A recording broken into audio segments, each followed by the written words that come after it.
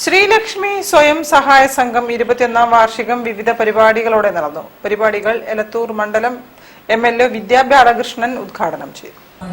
ശ്രീലക്ഷ്മി സ്വയം സഹായ സംഘം 21ാം വാർഷികാഘോഷവും കുടുംബസംഗമവും എലത്തൂർ നിയോജക മണ്ഡലം MLA വിദ്യാ ബാലകൃഷ്ണൻ ഉദ്ഘാടനം ചെയ്തു. നാളെ സംഘം കുറേക്കൂടെ ശക്തമായിട്ട് മുന്നോട്ട് പോകാൻ കഴിയട്ടെ. നിങ്ങളിവിടെ തന്ന നിവേദനം ഞാനൊന്ന് പഠിച്ചിട്ട് അതുമായി ബന്ധപ്പെട്ട കാര്യങ്ങൾക്ക് മറുപടി പറയാമെന്ന് മാത്രം ഈ ഒരു അവസരത്തിൽ പറയുന്നു. നന്ദി, നമസ്കാരം. കക്കോടി ഗ്രാമപഞ്ചായത്ത് അംഗം നീനു ബിനോയ് മുഖ്യാതിഥിയായി പങ്കെടുത്തു. ഏറാടിക്കുളങ്ങര സന്തോഷ് അധ്യക്ഷനായിരുന്നു.